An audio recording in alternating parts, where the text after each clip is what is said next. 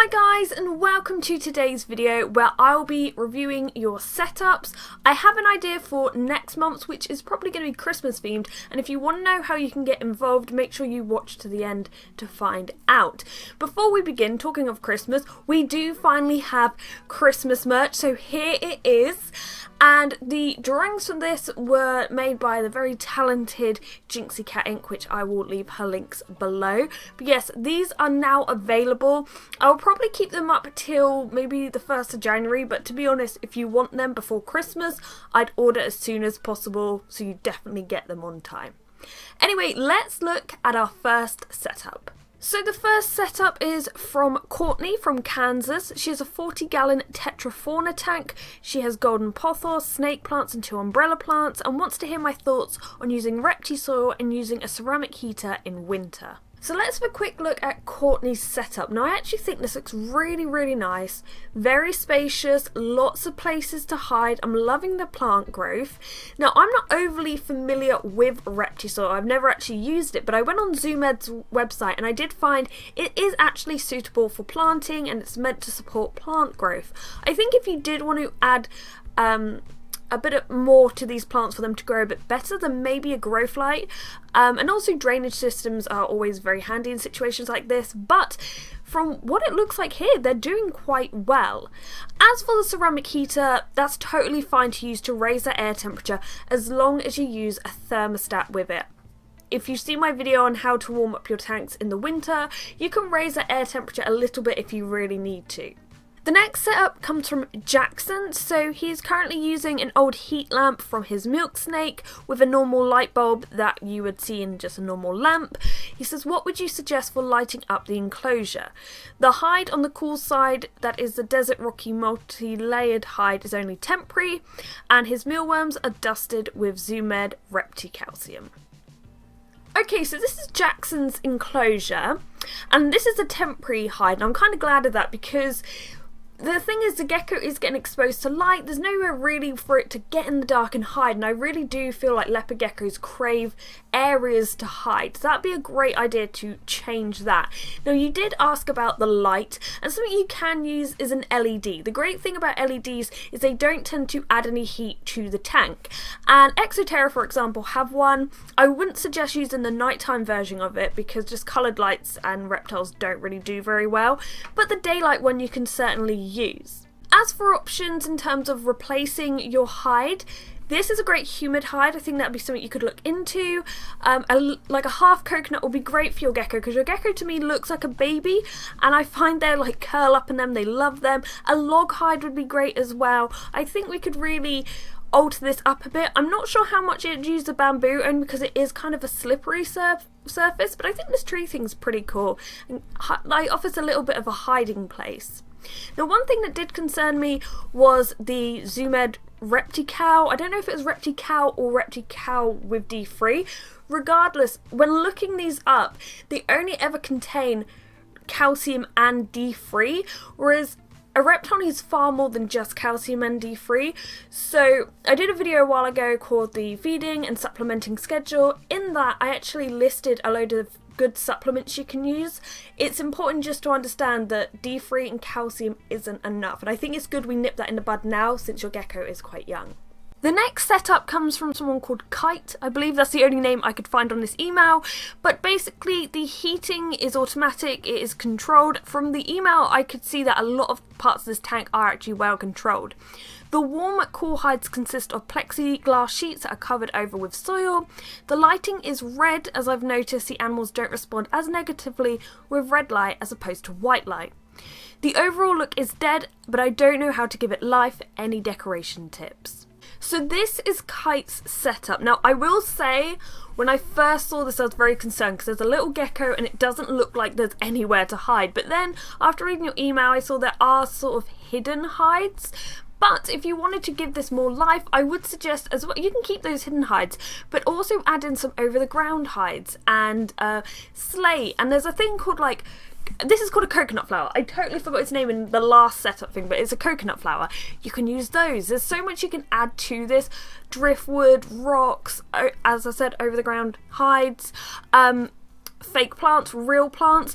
One big concern though is the colour. Now you said you didn't think red would disturb them, but in fact there's been quite a lot of research that suggests it does disturb reptiles.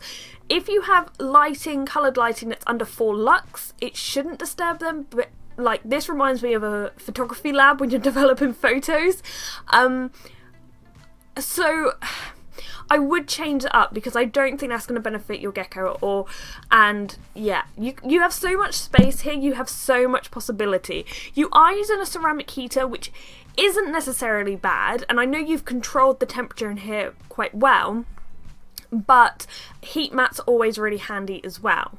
So there's a lot to be changed in here, but I would love to see if any of these things get changed. I'd love to see how they look now from taking my advice.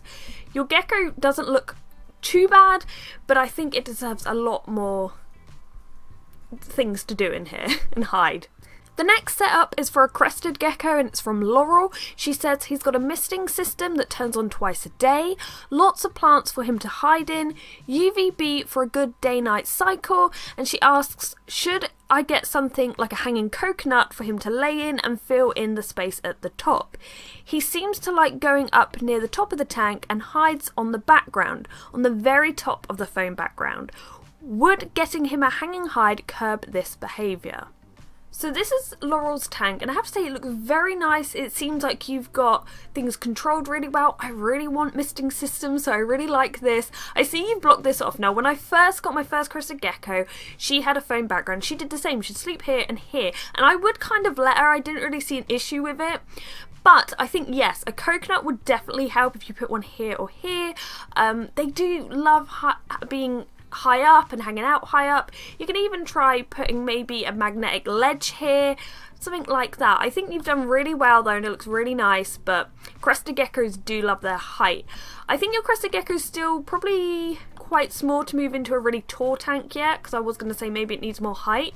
But for the moment, I think, yeah, you could move in things like this, and even more branches if you can get them quite securely in the ground and high up. He'd also probably like that.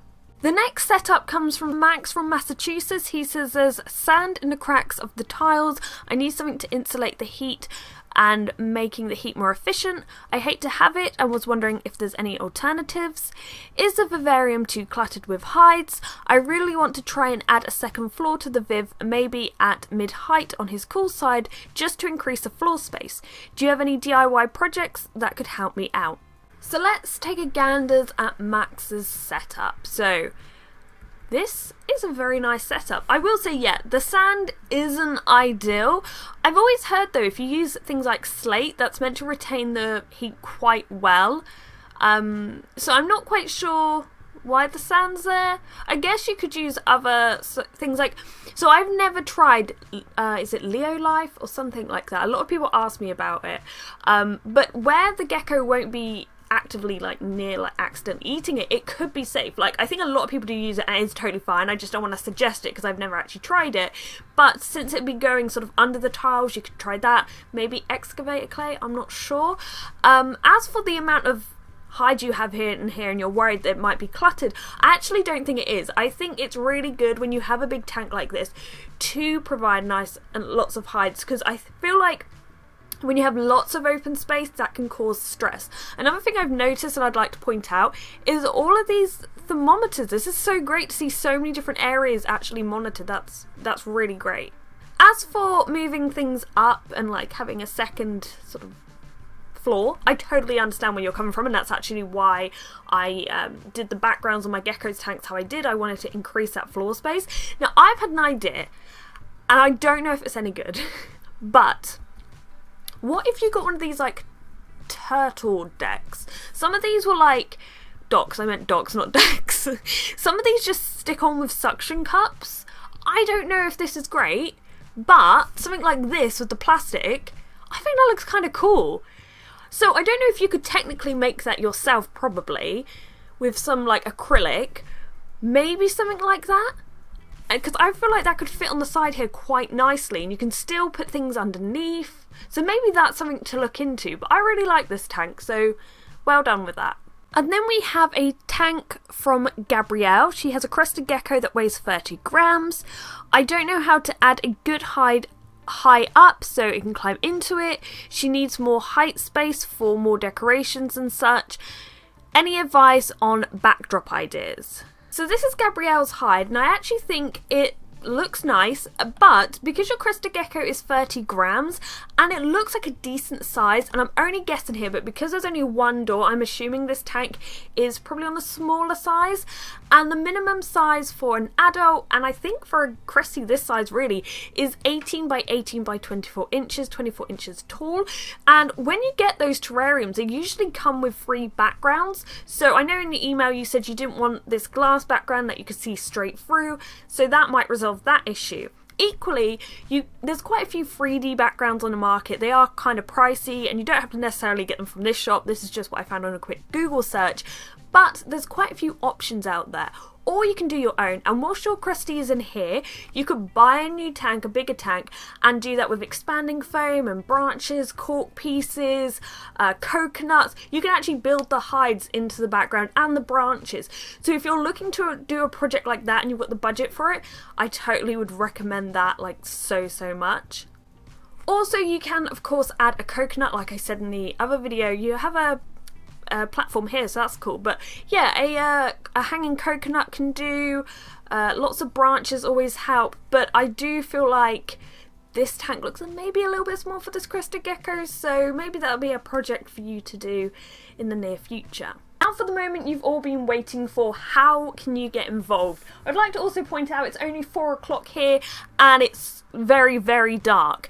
Anyway, so basically what I want to do for December is kind of have a festive theme. You don't have to send in your setup for me to review. It's more of a celebration. If you decorate your reptile room for Christmas, send in those photos. If you have a nice little festive photo of your reptiles, do that. I know I have some old pictures like my geckos with their little Christmas hat on. I like to do that personally, but the only thing is I don't want to see like geckos or any kind of reptile really being stressed out, you know, like don't put them in a way that they're going to be stressed out or uncomfortable or not safe, like putting something in their tank that isn't going to be safe for them. But if you do something nice for your reptile room or with your reptiles and want to send in those photos, maybe a few short clips, we shall see, I will put a notification up on Twitter, Instagram and Facebook, so make sure you follow me on there so you don't miss out. That will probably come around December time, so make sure you are looking out for that. And it'll be, yeah, as I said, more of a celebration. It won't necessarily be answering your questions, but just everyone bringing a community together. And even if you don't have a leopard gecko or crested gecko, you just have other reptiles, they are all included in this, so don't worry about that. But anyway, I hope you've enjoyed today's video. If you haven't already, please subscribe. But thank you and goodbye.